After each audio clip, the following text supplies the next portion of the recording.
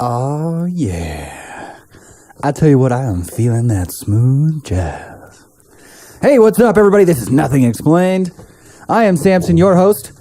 Today on the podcast, as usual, I will be explaining nothing. I will have the help of Ryan Foo. What's up?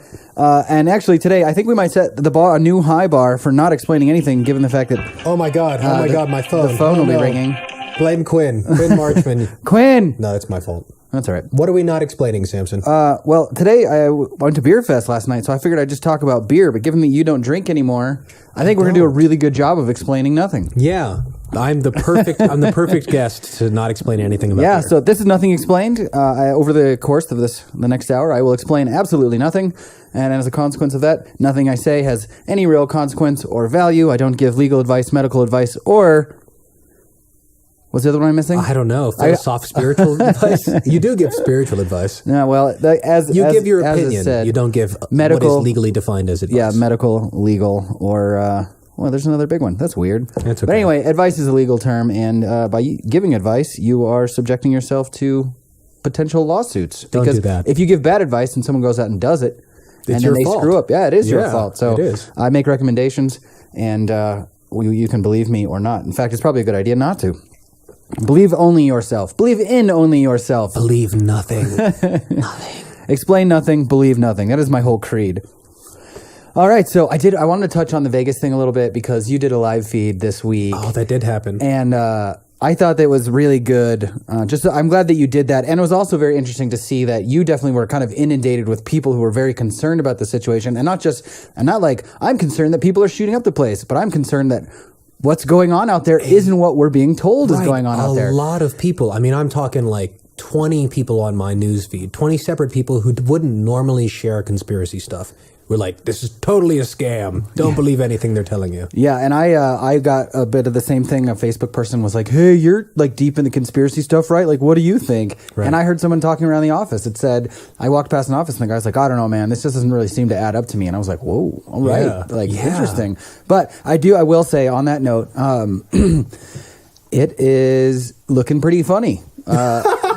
I've seen a bunch of videos of guys who are like, I'm normally debunking stuff and I can't debunk this potential for multiple shooters thing because the audio, there's thousands of videos and all of them have audio, like it sounds like a gun in the distance and then the sound of a gun in the foreground. Yeah. Like there's definitely something going on there. Multiple machine guns. I've also been like observing all that stuff. And for any of you that didn't see my live video, if it's okay if I recap really quickly, I tried to make it a point that whatever media we're consuming, whether it's conspiracy media or independent media or mainstream media, we need to be weary of, first off, just not accepting it at face value. Yeah, like exactly. Really taking the time to do your own research and form your own opinion about it because, A, things continue to evolve, right? Most people who heard the mainstream story about the Las Vegas shooting, it's probably long gone already, right, in their mind. And yeah, they've moved on. They've moved on, right.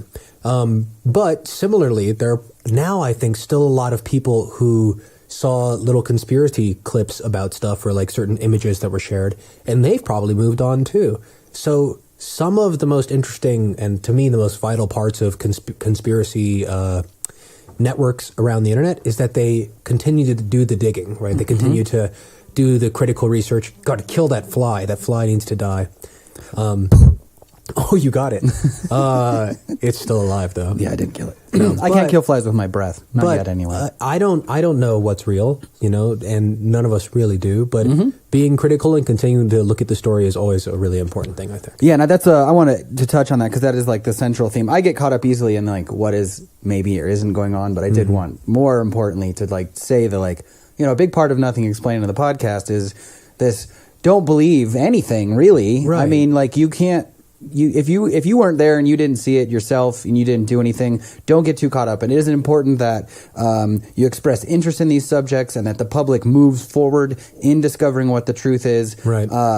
But definitely don't believe the mainstream narrative and don't believe, and with the same, I would say equal, of course, the vast majority of people out there are going to be like, well, you can trust the mainstream media to a bigger extent than you can random shit on the internet. And you can trust the mainstream media to give you a very sanitized view of everything because one, it's not in their best interest to be very honest because if they were being very honest, you'd know a lot more about the money working behind the scenes and, a perfectly good example. You can't trash talk pharmaceuticals because that the vast majority of revenue stream for TV comes from pharmaceuticals. So you're never going to have an equal and uneven, unbiased debate on pharmaceuticals in the mainstream media. Or anywhere that there's advertising. Yeah, and this kind of event that happened in Vegas, you're not really going to get a positive narrative because the government definitely doesn't want any sort of anti-government sentiment, right? Like the lone gunman wacko is really the only narrative you can really push on television because everything else is something that might go viral. You definitely don't want to popularize the idea of some sort of, you don't want a popularist uprising, and you definitely don't want people like running out into the street with guns because of some anti-gun narratives. And the only way to really avoid that is just to be like, it was just one guy who was crazy. Yeah. You know, you don't want to open up to any potential for teamwork or like a popular narrative that is anti-government. I think it's more than anything too, when it comes to the mainstream media, I think it's worth noting that it's not like a bunch of independent journalists all chose to happen to use the same words. They're all reading an Associated Press briefing. Yeah. That's really important to know that I love different people. I know various people who work for the media. They're wonderful people. Some who are like local investigators. They do great work sometimes. Like some of the best investigative work I've ever seen sometimes has been on local news. But also the things that they say, oh, look at that cute dog. This is Hita Sol, everyone. She's joining us for the podcast. She's also explaining nothing. She'll do a great job. That this narrative is a printed piece of paper more than anything. And so not to believe that it's any more than one perspective. Yeah, it's very homogenous. And what we're any healthy system is going to have a lot of wild, large viewpoints. Yeah. And in this case, we do not see that. So there are some interesting things. We'll close up real quick with some interesting stuff that would be interesting to pay attention to. There was an interview this week with the older brother of the shooter, and he appeared to almost drop the ball that he was an arms dealer. He said he was just half in conversation. He's like, well, he was in arms, and then he caught himself, and he's like, oh, I was about to say something disparaging about the military. I'll just leave that alone. That was his like backing up. But what would you say if you started to say he was in arms? Where does that go besides arms dealer? Which would explain a lot of guns. It would also explain, like, if he does have post-military operation, he had a lot of money that would be a potential revenue stream. And the fact that that would be why he would appear to have been doing nothing but gambling for the last 5 or 10 years. So. Also, it's something very easy to do legally here in the United States of America, which is to buy and sell weapons. Yeah. Now, which kinds of weapons, but ultimately selling somebody with a weapon, even without a receipt, is a totally legal thing to do. Mm-hmm. Even if they don't have a license, they don't have a background check, no need anything like that. Meet up in a parking lot, sell somebody a gun, no problem. Yep. Yeah, so that is 100% legal. Yep. Yeah. And so if you're listening to gun firing, there was clearly more rounds available in those guns than you can get in any clip available on the market anywhere in the world. Mm-hmm. So that suggests belt-fed machine gun. Those kinds of things are being talked about. We're probably never going to see any videos of him walking to and from his room, even though Las Vegas is one of the most surveilled places in the entire world. There's definitely some funny stuff, and I think that the public is like a bit more aware of it this time. So this is going to be very interesting. It could be interesting if something breaks and everyone's like, wait, what? Because I am waiting for that moment. I fully expect that moment in the next 4 or 5 months of like a big, wait, what moment? Because we're due. Well, I also am personally in my own conspiratorial mind, I'm less interested in who caused what or who planned what or who was behind what, and more interested in how folks use these kinds of terrible and tragic events where people die to their advantage. Yeah. And actually, that is a really good point. Yeah. The CEO of Mandalay Bay sold a bunch of stock in the month prior, a bunch, $10 million worth of stock. He is on a committee at the Department of Homeland Security, which deals with security infrastructure like metal detectors and things like that. And if this kind of thing would result in some sort of legislation, which is probably already written, that demands that certain institutions up their game on security infrastructure, he is going to directly profit from that greatly. So it does raise eyebrows. Yeah, I mean, there's lots of money to be made on any giant event that gets any kind of media sensation because it's always going to affect policy. Yeah, any publicity is good publicity. So, all right. Well, anyway, let's get into beer, huh? Alcohol. So I went to Beer Fest last night. The Largest beer gathering in the United States. It is? Oh, yeah, totally. Oh, Colorado loves its beer. Don't we? Yeah. I was a beer aficionado pretty early on in my drinking career. I was the person who would like go. I had a really big, when I turned 21, I had a really big liquor store right around the corner from my house. And so I'd be like, I just methodically worked through every beer in the cooler. And I went to all the breweries everywhere I could go and tried all the beers. And I tried everything up until 5 or 6 years into the beer revolution of Colorado, craft beer revolution. And suddenly, there's too much beer to try. And I've kind of, I drink diluted the market. I drink a lot more plain beer now than I ever used to. So, what's your favorite beer, Samson? Oh, that's a tough call. Let's see. 90 Shilling from Odell in Fort Collins was on the list for quite a while. I feel like that is a stock favorite beer response. Yeah, it's a good. I like the Scotch ales, or kind of like medium browns, a little bit sweet. Java Porter at the Mountain Sun's probably one of my all-time favorites. If I go to the Mountain Sun and it's on Nitro, I will always get it. Mm-hmm. What else? No, definitely did not get that fly. I didn't. Maybe next time. No. Okay, so anyway, beer is the oldest and most popular alcoholic beverage in the world. It is the third most conserved beverage behind water and ice and tea.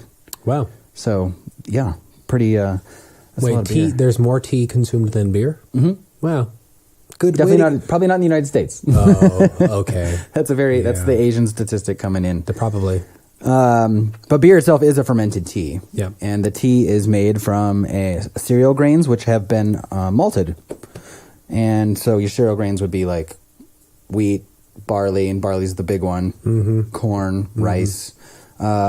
And malting is the process of germinating the seed. So, you have a dry seed, you get it wet, and it starts to crack open, and the little guy called the cotyledon starts to grow. And there's a bunch of enzymatic processes in there that start turning all of this like complicated plant matter in the little seed. And I forget what that's called, but your seed is basically just a food package for the little plant you're starting to grow. Yeah. And so all these enzymatic processes start turning your plant matter into sugars. And so then you stop that by letting it all dry out. And then you roast it to some degree, and that's where the color in the beer comes. Your light is not very roasted, and your dark beers are extremely roasted. Right. And then you ferment that. And let's see. So that malting process and the roasting is a caramelization. And the interesting thing about that is that is like the chaining together of more sugars, like making a longer and longer molecule. And the longer that molecule is, the more color you have, and the less digestible it is by the yeast. So a darker beer is going to be sweeter depending on how you do it, but for the most part. Yeah, so that's going to leave behind, and it also dramatically changes the flavor profile. So that caramelization is, get you all kinds of molecules in there that are adding all kinds of crazy things to the flavor. So, and the interesting thing about caramelization, which is an oxidation of sugar, which is like kind of your body is an enzymatic process of burning fuel. So it's cracking those molecules, and the energy from those bonds is then what's being used to fuel your body. And but caramelization is like poorly understood, which is really interesting thing to think about. What is caramelization? Well, it's the process of you're basically like boiling the water off, and then the lack of water in there and the higher temperatures allow for the carbon, because all your fuels and sugars and stuff, those are all carbon, oxygen, and hydrogen, CHOs, and you get longer and more CHO things bonded together. And but yeah, like I did quite a bit of reading this morning, and I was like, this is gonna be hard to talk about. I mean, not caramelization in specific chemistry. I'm definitely not gonna get super deep into it. One, because I don't understand it at that level, and two, what's the point? Like, if I was doing a chemistry podcast, I'm sure I could talk about caramelization for hours and not barely scratch the subject. But it is very interesting that this thing that we do a lot of, caramelizing, we don't understand very well. Yeah, we don't understand it very well. And that was something I did not know until this morning. Well, now we all know it. Thanks for sharing. Yeah. So sugar is a carbon molecule, and it burns, which is oxidation, releasing energy, just like fuel. Some of the big carbon molecules are glucose, fructose, sucrose, and lactose. And lactose is a milk sugar, which is lactate, and that's what you get, like a milk stout. That would be because it has a lactose added into it as part of the fermentation process. So, random fact there. And let's see, I said that. So then we've malted our beer and we've roasted it. And that's so you take that stuff and you run your water. You're going to do a little cooking process, and that water that comes off of that cooking process is called the wort. So that's basically hot tea made from your grain. And then you ferment that. And fermenting is a biological process where microorganisms, mostly yeast, will eat that sugar. And what they're doing is they're breaking up that sugar, which is a longer carbon, oxygen, hydrogen chain molecule, and they're breaking it down into smaller pieces. And those smaller pieces are alcohol and then CO2. And so that's why the fermentation process bubbles, because it's eating that molecule and it's using the energy that's coming off of the breaking of that bond for its own process to reproduce and get bigger. And the byproducts of that, it's pooping out alcohol, basically. Yeah. So I've got a question. We're getting drunk on yeast poop. Yeah, that's right. So in kombucha, you've got like a SCOBY, right? Mm-hmm. Do you have a similar kind of, because that like a chain of yeast that are doing that in the process with the wort? Yeah, and my understanding of kombucha is that it's a two-step process. So there's a fermentation that's creating alcohol, and then the actual what did you call it? The SCOBY? Yeah, it's microbiome. Yeah, that's a it's a mushroom, mycological. I don't know, mycelium. Mitochondria? No. Mycological. Anyway, it is a fungi. That's what I was looking for. Yeah. And it's eating the alcohol and it's putting out some other stuff. So that's why you have a fermentation process, but you're not getting an alcoholic beverage. And there's some alcohol left over. As we know, Lindsay Lohan tried to use that as an excuse in court for driving drunk. That she had too much kombucha? Yeah. And then that's what resulted in kind of a review of the entire kombucha industry, which then resulted in a couple of batches and processes that were, especially at GT's, which is one of the bigger kombucha things. Yeah. So they found a couple that were like varying just a little bit too much, but still like practically none. But if you go into like Whole Foods, they have a license to sell the black bottle of kombucha, which has a slightly higher alcohol content, and they will card you at the store. But that all started with Lindsay Lohan. Yeah, that's a throwback back to what we were saying earlier with Vegas too, that any large media incident can totally change policy. Mm-hmm. It's strange that we talk about like writing letters to our congressmen when really the way to change policy is just have a celebrity fuck it up. The celebrity fuck up lobby. There you go. Oh my God. And you just put money into having celebrities purposefully make big roughs in certain industries to change policy. Oh man. It's actually really smart. So we need a celebrity to spill a bunch of oil somewhere. Right, exactly. So we have a real entity to blame rather than a large corporation. There you go. Oh man. Okay, so yeast. It makes alcohol and carbon dioxide. That's your bubbles. Mm-hmm. And different yeasts produce a different alcohol content and different kinds of flavors. And the vast majority of breweries have I don't know, it's not patented, but they have their own specific yeast. Yeah, you culture your own yeast. Yeah. And a lot of your, that's where your kind of like signature brewery flavor, that's where a lot of that's coming from. Gotcha. Other than like the taste style of your brewmaster. So what happens to your yeast? Does the yeast collect on the wort like the SCOBY does in kombucha? Is it like a top layer, or does it just sort of sit into the drink? Like how do you save the yeast for your next batch? So you would take a little bit of it. You'd be throwing out because it's growing. So you started with like a cup and you end up with like a gallon, basically. So a gallon. You throw out most of that and start over with your new cup. Yeah. And there's very specific processes of how they're like culturing yeast and stuff, and probably depending on the brewery, depends on like, how that's being passed down. And you might even be like, you have a separate kind of like place where you're growing the yeast and you're not taking it back out of the beer. But most simple operations would be taking a little bit of the yeast out of the beer and adding it to the next batch for the culture. So you could have like a mother plant of yeast. Yeah. Gotcha. Was there something else I was going to add in there? So you have to have different yeasts for different alcohol content, because some yeast it's basically selectively bred. Yeah. So it's how big the yeast stomach are to poop out as much alcohol as they can. Yeah. So some of it can handle more and more alcohol. Essentially, it can swim in a cesspool of its own poop. It's not technically poop. It's just the byproduct of what. I mean, is it technically poop? Hard to describe. I mean, what's the definition of poop? It is taking something in. It's its own waste, so. Interesting. Yeah. And it can't eat it. It can't eat the alcohol or do anything with it? Nope. Interesting. Yep. Very interesting. So then the yeast that produces higher alcohol content, most of that's called champagne yeast, and that's going to yield you something like 12 to 18, somewhere in there, which is, your beer is rarely going to get over 10. And then if you want to get up into the high stuff, you've got to have like a second fermentation process with a new yeast, or there's a couple of ways around that. But what about hard alcohol? Does that use yeast? I know we're talking about beer, but I'm just curious. Yeah. So, that is basically the same process. Hard alcohol is essentially, not, some of it's kind of a beer, post beer. That's, I think, like brandy is wine that is then distilled. Yeah. But the vast majority of that is like an unflavored tea, basically. So you could start with, like vodka is most often going to be potato. Yeah. And then it's for that, the potato sugars are fermented, and then you are taking that and then boiling water off. So it's leaving the alcohol behind so that you get higher and higher alcohol content. Yeah. So. Yeah. And that's how you would get something up to 100% alcohol. Or if you were going to make fuel for burning in your car and you wanted something that was 100%, you'd need like a very specific distillation column. Right.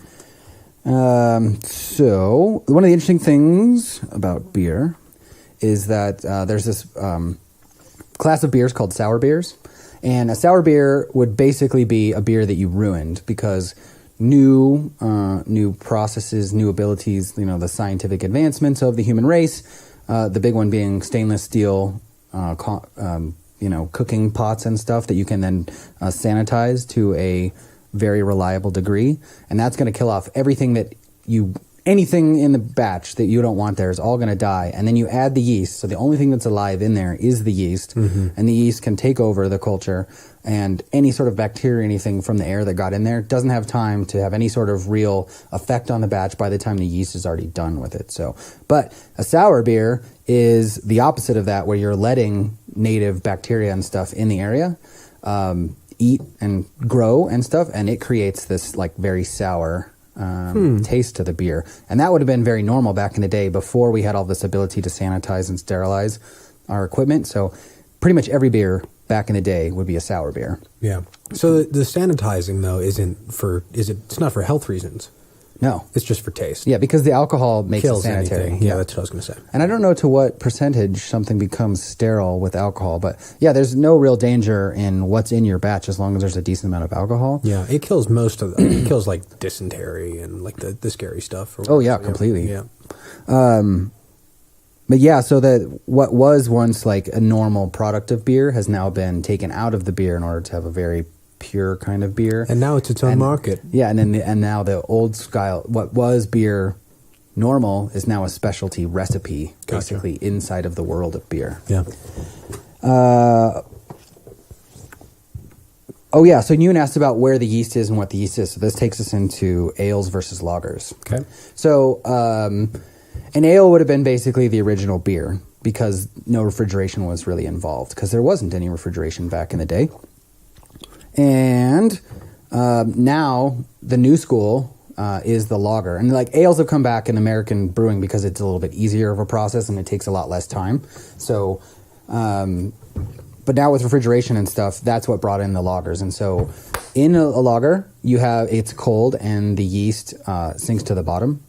And I have to make sure that's right. And anyway, ale is a warm temperature fermentation, and it's the opposite. But I'm actually pretty sure that the yeast sinks in an ale and floats in a lager. Mm-hmm. But all the big beers you can think of, the original like Coors and Bud and all of those and Pilsners, all the Czech beers, all your Mexican beers, those are all lagers. And they're always like lighter in color, flavored with more of like a... Not so much lower alcohol content too? Typically. I think that a lot of that too is fermentation time to get the stuff out the door. Get the capitalism. Yeah, get that beer out there. Yeah, get that dollar.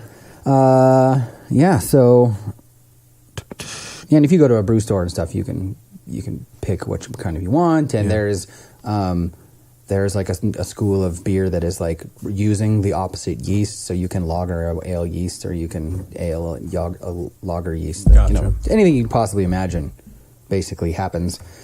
I thought of something while you were saying that. I don't know if you've heard this fact, but I worked for Beer Flights over at DIA for a while, which was, that's a cute and punny name. And you'd get like a flight of different local beers when you'd come to Denver, like, ooh, what are because, craft brewing. Anyway, and I did trivia, so I did a bunch of beer research one day, and, well, for like a week.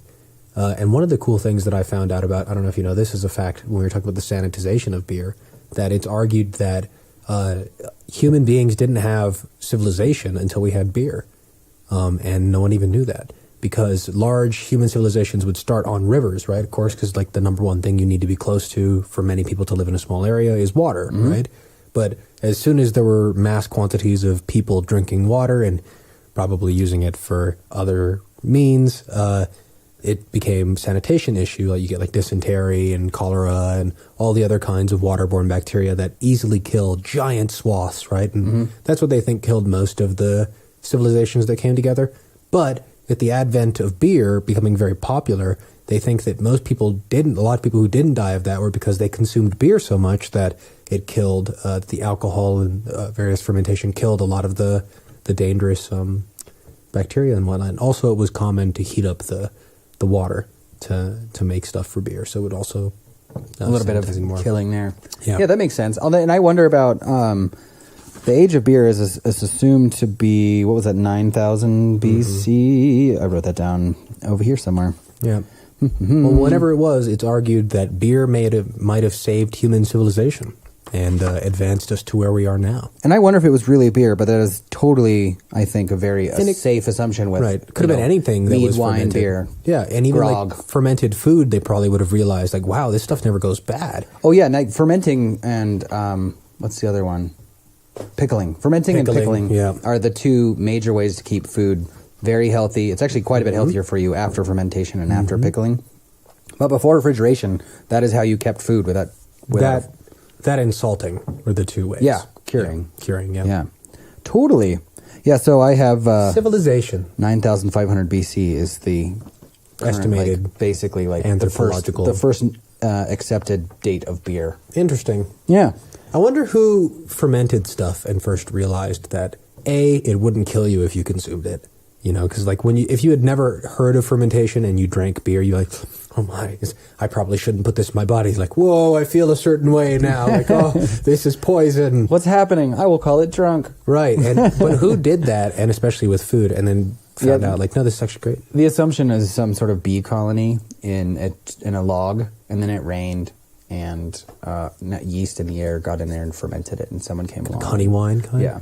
Interesting. Yeah, that's the assumption. Wow. But, I mean... No, who knows? But still, that's... Yeah, but there's a lot of potential out there because you have with all your psychoactive plants, you know, you have all of the stuff of like, how the hell did we figure that out? And there's a lot of potential for like what we call plant teachers. You know, they would have been like, you'd been really high on something you just ate, and it was like, hey, you want to see another cool trick? If you put these two things together. Yeah. And so there is a potential for like this transfer of knowledge from outside. Of I really buy that. I mean, that's just me. I really buy that, though. Also, I think that for anyone who's experimented with psychoactive substances of that kind, especially the very natural ones, you do get a sense of being able to commune with the things around you. So yeah, you get like, you're like, I feel like that plant is sad. That's a weird thing to think. Yeah. And everyone's like, well, that's not possible. But it's totally possible. Science has shown it's totally possible. Yeah, you can totally measure like neurological response, so to speak, of a plant. Yeah, if you yell at a plant, it has an effect on it. Yeah,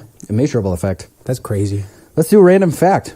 Amsterdam pays alcoholics and beer to clean its streets. What? Yeah. I'm not sure if that's good or bad the more I think about it. So, like, first off, how do they determine if you're an alcoholic? I don't know. This was, like, literally just a list of facts, and I Googled some of them because I was like, what? But that one I did not, like, go dig into. Because, like, do you have to be an alcoholic? Yeah, they probably just give you beer to clean the streets. Yeah, that's what I'm thinking. And you're probably an alcoholic. And everyone just assumes that, like, if you're going to go work for beer only, you're probably an alcoholic. Yeah. So.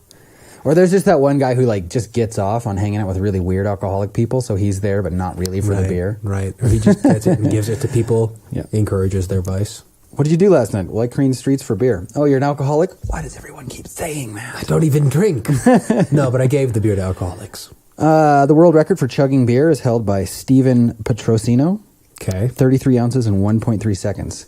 33 ounces. How much is that for our listening audience? Like, this is a cup. How many? Just short of 3 beers. Just short. Whoa! In 1.3 seconds. 1.3 seconds. How? I don't know. Very wide throat. Makes me wonder what his day job was. Just like a gullet. That was in 1977.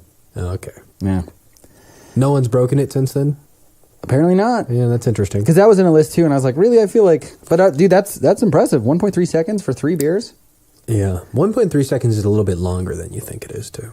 That's also true. Yeah, but still, that's a lot. I feel like that would be... maybe that's probably like the speed of pouring a beer, really. You know, otherwise you'd have to like force feed like some sort of contraption that just shoves beer into you. He's just good enough to like open his throat and just literally pour a pitcher of beer down it. Yeah, have you ever seen someone who can do that? I've seen a couple people. Well, that's how you like swallow swords and stuff. Yeah. So it's possible. Swords. Tasty. That's really coming back up. Oh my. Let's see, where were we? Ale versus lager. Oh yeah, so interesting beer stuff. One of the first. It's definitely not the first Some people have argued that it was the first like legislation regarding alcoholic beverages, which is the German purity laws, also known as the Reinheitsgebot. Your German's not great. No, my penmanship is even worse. Oh wow, what a combo. But anyway, in the 1800s, Belgium made some laws about what beer is, and it was very restrictive. It was just malt or just barley, yeast, water, and hops. So if you were outside of that, you weren't a beer. So like a fruit beer is then a lambic, you know. So like there's a name for basically everything, but it's not a beer if it's not using anything but barley. And there's some conjecture about why that may or may not have happened, and even some interesting like conspiracy theory about an industry not wanting something to happen. But there's pretty good evidence to suggest that they were worried about beer soaking up all of the wheat for bread use, and so they made this law that like beer cannot use wheat because we need bread. We don't want like the drinkers like fucking up everybody else's day. Stop using our grains. Yeah. So, but anything else that's if you're and that's basically accepted here. Killed the shit out of that fly. Jesus Christ! I'm glad we got that on camera. You saw it. Proof is here. That was gross. Yeah. That's all right. And I don't have anything to clean up with. It's okay. But now a beer is attempted to be like a cereal grain. It doesn't have to be just barley. It can be wheat or whatever. But it's yeast and hops and what am I missing? Hops, yeast, barley, water. Right? So you do need water. Yeah. So and anything else outside of that would be a malted beverage. Yeah. So and that's people are always like, oh, would you like a beer? And they go to hand me a beer, and I'll be like, that's a malted beverage, because most beer, especially the Budweisers, Coors, all that stuff, those aren't beer. And the big thing there is that you have this thing that's being sold literally all over the world. And it's such a big thing that your ingredients are coming from all over the world, right? And any sort of ingredient you're going to get is going to be subject to seasonal changes, regional changes, you know, and like wine is sold via region, and certain regions, the weather supports grapes. And just random factoid, the best kind of grape is something that you get a lot of rain early in the season to produce a nice big juicy grape, and then the rain just drops off and they start to shrivel up, and so you're leaving more sugar in the grape but less water, and that's what a good wine is. It's a grape that has shrunk a bit due to lack of rain. So like all of your good wine producing areas are places that don't have a lot of rain late in the grape growing season. But anyway, so oh my fancy. Yes. That's pinky in the air for those of you who are listening. So we're fancy. But anyway, so if you're this big beer producer, you want something that tastes the same every time. Budweiser is supposed to taste the same every time. That's your brand. And you can't do that without lots and lots of chemicals, basically. So Budweiser, Coors, all these guys, it's not beer because of all this other stuff they're adding to make it taste the same all the time. It's probably not good for you either. No, not really. I mean, and that's the thing is those are very stripped down versions of beers as well. Like a real beer has lots and lots of nutrition. And in fact, the less filtered it is, the more yeast you're getting. That's way good for you. Yeah, liquid bread. Yeah, exactly. It is really liquid bread. And even in a way better. Well, I don't know. It depends on the sugar, I was going to say. But honestly, and there's quite a bit you leave some of that stuff in there, is quite a bit of fiber. Because whenever you're eating sugar, you should be eating fiber because that's how your liver processes alcohol and sugar. And that's also how you get diabetes. Yeah. By not having, you have like everything in, that's one of the most, that's one of those things that like science, nature, medicine and stuff, everyone's like, oh, this does this. And it's actually like, these 5 things do this. An imbalance of them causes these actual diseases and whatnot. Yeah, there's lots of crazy partnerships, as you'd see in nature at every level. So inside your body is no different. What are we talking about? I don't know. I feel really bad for this fly. Oh, we were talking about big beers being malted beverages and not actually beer Yeah. because they want to produce something that tastes the same every corner of the world, and so they have to have a very different kind of recipe. Yeah. So I don't call it beer. Because it's not. Which, just like when somebody comes to me and is like, hey, do you want to try this McDonald's cheeseburger? And you're like, that's not a burger. And they're like, it's really good. And I'm like, it's not good. It's tasty. Ugh. You know? Oh, God. Because it's good would suggest some sort of quality, which isn't there. But it does have the quality of enticing your tongue. Of tastiness. Yeah. It does have the chemicals of taste. Yeah. So a Budweiser is tasty. It is not good. And now Yeah. I'd even argue it's probably not that tasty. I was with a vegan the other day who likes to eat at Jack in the Box. And he ordered a burger. And I was like, well, you can't eat a burger. He's like, oh, I can. I was like, why? And he said, it's soy. It's 100% soy. Really? Yep. I mean, I knew they were really high. No, I know the Jack in the Box Taco Bell got in trouble for that. 100% soy. Really? Yeah. Soy byproduct. Even worse. Gross. Yeah, who knows? What is that? Didn't What we is soy eat Jack in the byproduct? Box on the way to Burning Man? Yes. Oh, my God. But Mihai texted me yesterday, and he's like, the McDonald's in Broomfield or whatever is like doing the new Szechuan sauce thanks to Rick and Morty. well, no one got it. And no one did? No, it's a big... People at McDonald's getting sued by various individuals in a class action lawsuit for Szechuan sauce. Wait, so they said they were going to release it and they didn't. Is that what's going on? Only like 20 locations out of like the 3,000 that were supposed to do it actually got out Szechuan sauce or something like that. So the people lined it, because he sent me a picture of a line around the block. Apparently and nobody that got did not any. happen. Mm-hmm. Wow, cool. Yeah. Super cool. He texted me this stuff. He's like, oh, I'm going. You want to go? And I didn't text him anything. And then he sent me a picture of this line around the block, and I just texted him, gross. Yeah. Yeah. It's just, I mean, that's just going to be flavored soybean oil anyway. It is. I mean, yeah. It's also just crazy, again, throwback to what we were saying earlier, that a popular event has a huge impact on, policy and the way we do things. I guess that's not a policy example, but it's a way that we immediately take action based on something that's popular happening. And honestly, like, that's gross, though. that kind of thing, like, watching Rick and Morty and them doing this thing with Szechuan sauce and then this, like, public upheaval around the Szechuan sauce, like, that doesn't make me want Szechuan sauce. That makes me think you're a fucking fool, which is what something Rick would set out to show you. Yeah. Fucking retards. Yeah. Don't eat that shit. Don't eat that shit. Fuck you. Yeah. Let's see here. So let's do Colorado beer. Sure. We love our beer here. Yeah, damn straight we do, god damn it. Mm-hmm. The estimated impact on the economy is $1.7 billion. What does that mean? That's 2016. So that's like GDP kind of So thing? that's everyone who has a job, everyone who buys the beer, the liquor store guy who, selling like 30% of the liquor store's revenue is beer. Yep. And everyone who comes for beer tourism, that kind of thing. Actual sales were $882 million. Okay. So, and that's 2016. And we have Coors here, so that's got to be a fair percentage of that, right? What? Coors. Oh, because they're Budweiser has a plant in Fort Collins too. So Jesus. But we're the center of the country, so distribution wise, that's why like most of the magazines in the country are printed in Colorado. I didn't know that either. Yeah, there's dude, Denver is gonna be the shit in 5 years. Yeah, like it kind of is. Well, yeah, it is already in a way. But when they're talking about that new Amazon building that may or may not come here, I think it's going interesting. Because your Amazon, like distribution, is your thing. I mean, supposedly the rest of the New World Order is here, so why would Jeff Bezos be any different? Right? Yeah. Come join us, Jeff. Come join us. We'll let you into the reptile exhibit down at the bottom of the museum. We all have trouble breathing up here. I've actually been in the Modern Museum. In the what museum? Not the museum. The airport. I don't know why I said that. You've been in the airport? The bottom part. Oh, there's a bottom part? Yeah. It's just a bunch of broken shit. Oh, nice. But I don't know. Maybe there was hidden conspiracy shit that I couldn't see. Well, supposedly there's like this door. I've seen a picture of a door, and everyone's like, "That's the door." That's the door. The big thing about the airport is that the amount of concrete listed on paper is far more concrete than you can see out there, like far more. Oh yeah. Well, also, but that could have just been But that could have just been like someone being like, just double, triple that number, and then they just pocket the money, which they do all the time. But who knows? It's possible that there's some crazy shit over there. There's enough concrete at DIA to circle the world 4 times. So like a 2-lane highway around the world 4 times. Holy fuck. That's a lot of concrete. Or, an 8-lane highway once. Or a 1-lane highway. How 16 times. 16 times, thank you. So that sale, $882 million in sales in 2016. That's up 48% from the previous 2 years. And that's a crazy. Lot. Yeah.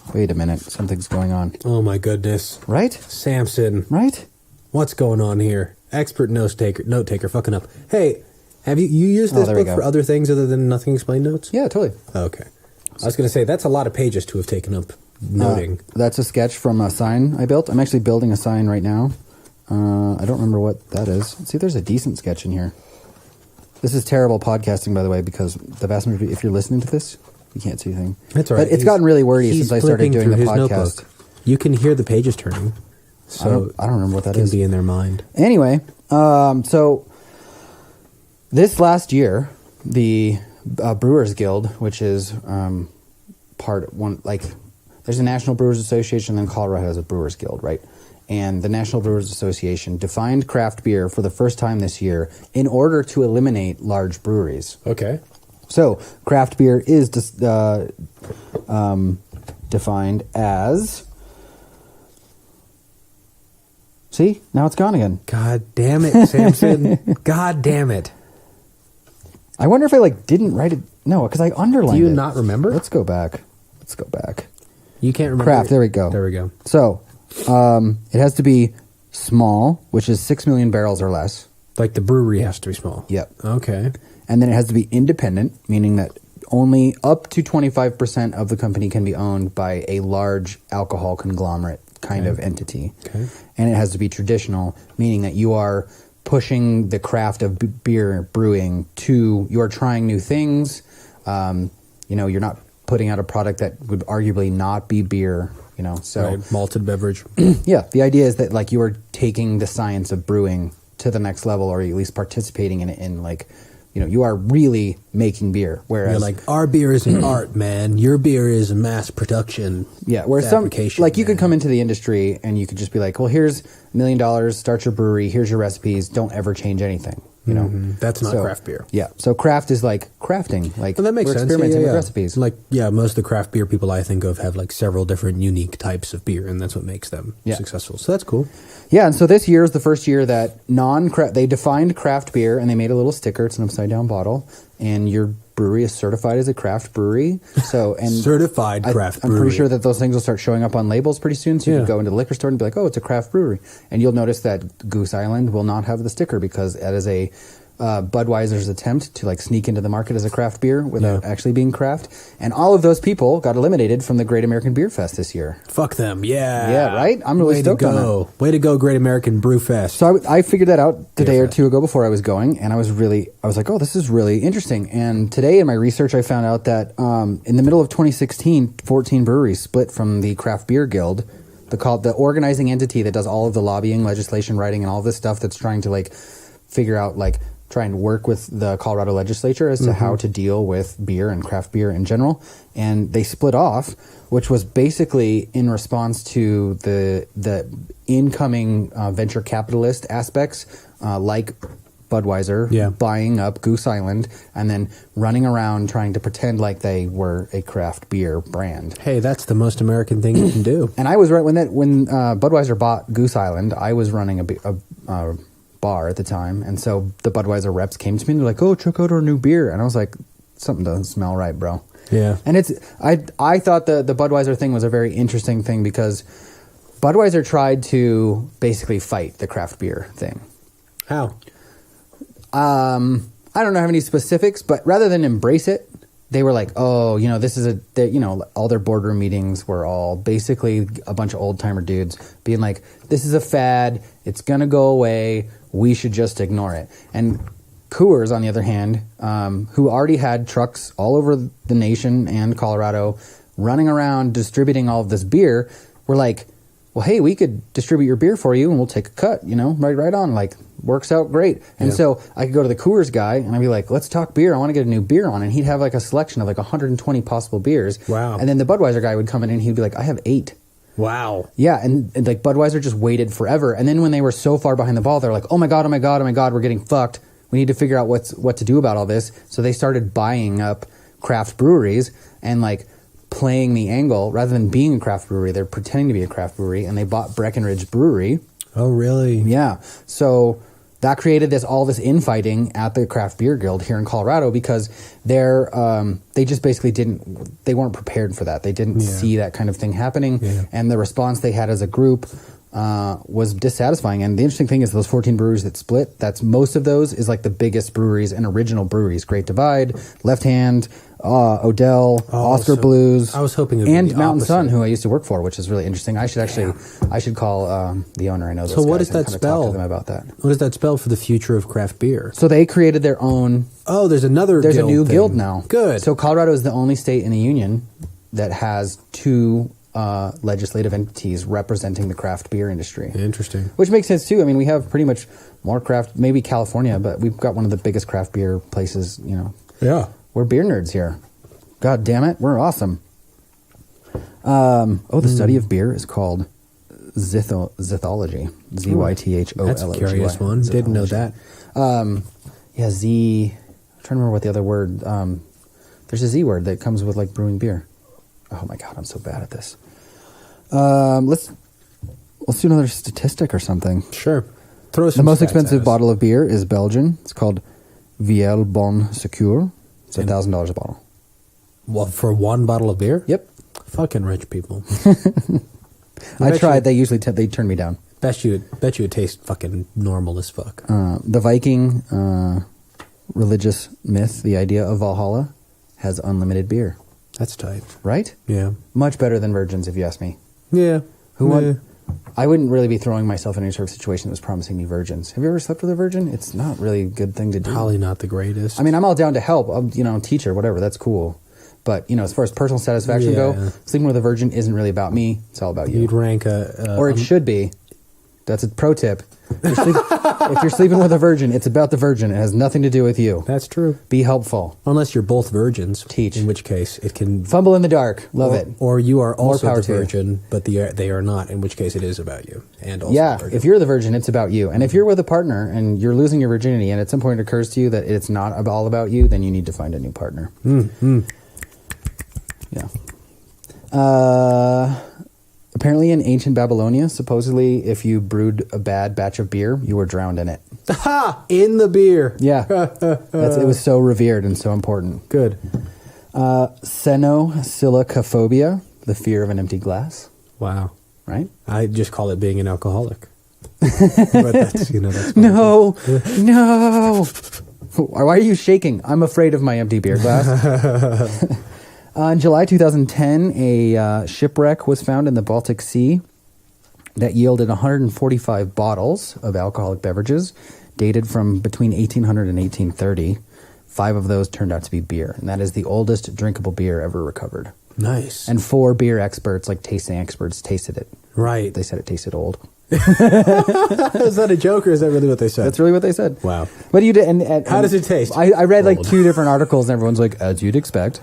But it's really cold water, which is why that was able to happen. So that's tight. So that is super refrigerated. That's super tight. 200-year-old beer.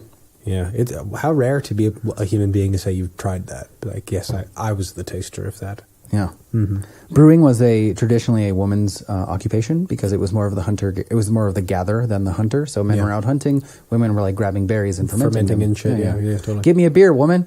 And she was all like, this is going to take forever. I don't have a refrigerator. I can't just go walk to the refrigerator, dude. Have some patience. Yeah. I read a thing that there was like a professional beer brewer called a brewster, and it was a female occupation, and you had to be beautiful. But I just read that as like, oh, this is like a fact, and it wasn't, no linking or anything, no sourcing, and so I Googled it and I couldn't back that up. But I thought that was kind of interesting. Like, this tastes like it was made by a beautiful woman.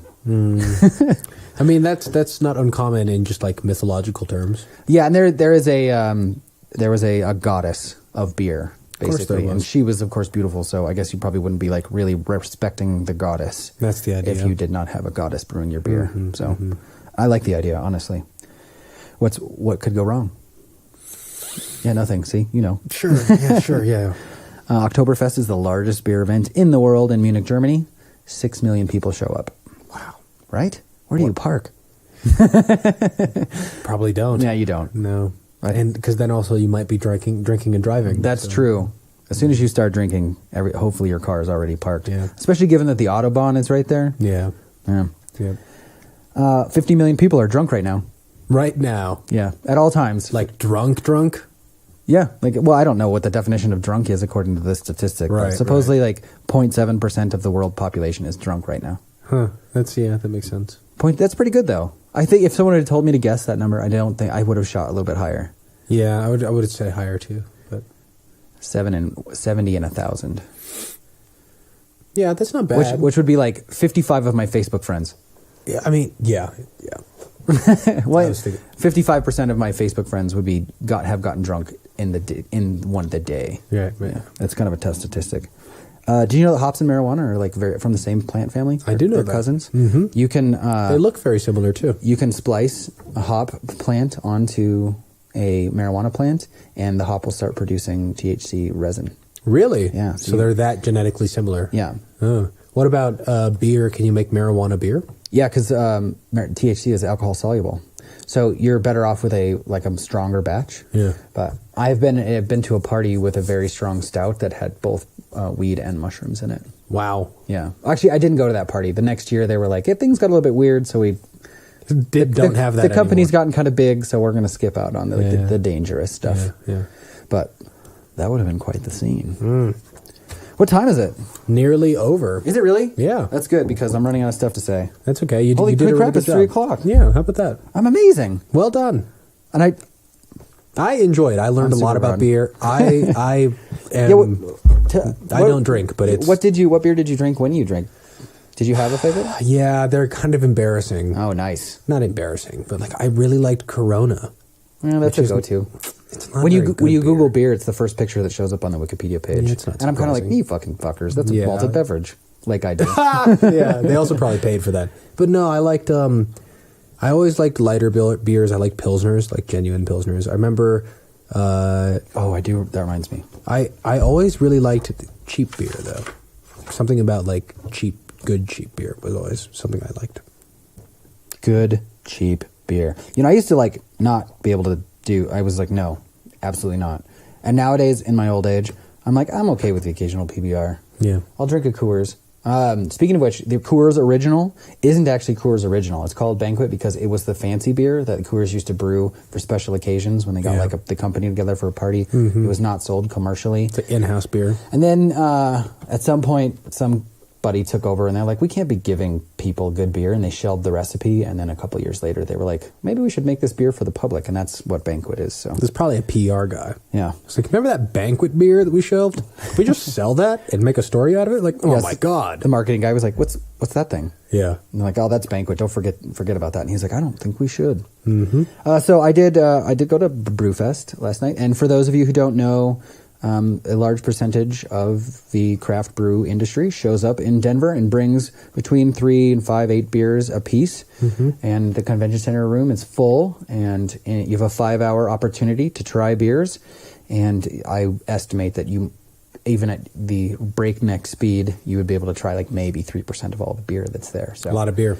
It's incredible. I highly recommend you go. Tickets are extremely hard to find. I have somehow managed to go 6 times now, and I've never paid for it. So good for you. The beer industry has paid me back in spades. Good. Well, I'm sure you helped them out. So we'll finish up right here. I did try a couple of beers, and the notes. I was kind of being more social than really beer nerdy, so I didn't take a lot of notes and I didn't seek out anything. But a couple of the big notables: Otra vez, which is Spanish for one more time. Yep. Which I think is a session beer because it was very good beer. It's from Sierra Nevada. I don't know if I said that, but we stopped by the Sierra Nevada booth, and they had this really cool, the beer cars that you drive, the mobile bars. Yeah. They had one, but it was only maybe 6 people and a driver, and it was all steampunked out. It was beautiful. That's tight. I took a couple pictures of it because I was like, this is beautiful. This is the kind of thing I wanted. Gotta love art cars. Yeah. Elvis juice from the brewery called Brewdog. Nice. I just randomly, I was like, I don't know, give me the Elvis juice. And I walk away and I'm like, take a sip and I'm like, whoa, that was lucky. Yeah. So that was really good. I'm going to track that one down. And then this is very interesting. So we're going to finish on this little point. So Dogfish Head is one of the more kind of revolutionary breweries, and it's revolutionary in their way back machine, and they're going back and looking crazy herbal beers, and they're experimenting with recipes, and they do all kinds of stuff that the average brewery is definitely not doing. They're pushing the limits of brewing. In a lot of ways, they are going back to a lot of what been very traditional kind of crazy aspects of brewing. But they have a beer called chicha. And it is made with a blue corn, which is chewed up by people. And then you chew it up in your mouth. And then I think that there's a little time limit on how much chewing you do. And then you press it into a little cake at the roof of your mouth to get as much of the juice out as possible. And then you place your little puck that you've just created in your mouth of chewed up corn onto some sort of sheet tray. And then you either put it in the sun or you put it in kind of a warm place to get it to like the enzymes in your saliva start breaking the corn down. And the thing about the sugars in corn are too complex for yeast to eat. Really? But the enzymatic process of your spit in your mouth starts breaking those sugars down into something that yeast can eat. And that's like a very traditional. So then you ferment the cake. Yeah, and then you throw that in the beer. So then right up on the board, it was like it said the ingredients, and the last ingredients was saliva. Nice. And then it was like in parentheses, like don't worry, we boil the crap, so don't freak out. Yeah. But anyway, that's a way to. There's a really traditional, very sacred form of sake making, which your local spiritual woman, the local goddess of the temple, which is usually like there's a family that runs the temple, and the oldest daughter would become the like new figurehead, and she would chew up a bunch of rice and spit it in this ceremony that was very public, and then they would have a sacred place where they would store the little flask of sake, and then they would break it out for some sort of major ceremony. But it would sit for years or something. Yeah. But anyway, like using spit to break down complex sugars into simple sugars to then be fermented is a totally wild thing. So what's that beer called? Chicha. Chicha, that's the chicha. Gotcha. C-H-I-Chi. Beautiful. Like how in Spanish, the letter CH is a letter. So it's actually C-H-I-C-H-A. Okay. All right, guys. I have clearly done a terrible job of explaining everything and a good job of explaining nothing. So nice. That's the world of beer as it is here in Colorado. A little snapshot 2017. If you are a person out there who wants to do some home brewing and stuff, I highly recommend it. It's a really interesting process. So yada, yada, yada, and all that stuff. Let's get out of here. Yeah. My name's Samson. Ryan Foo came and helped me. Explain nothing as usual. Thank you very much, sir. No problem. We'll see you next week. I think looks like I'm gonna have Dave Scheingold in for a couple of songs. He's got an angel voice and he's moving soon, so I got to do that before he gets out of town. So well, all right, guys. We'll see you next week. Thanks for joining us. Peace. Big up to the Ghost House where we record.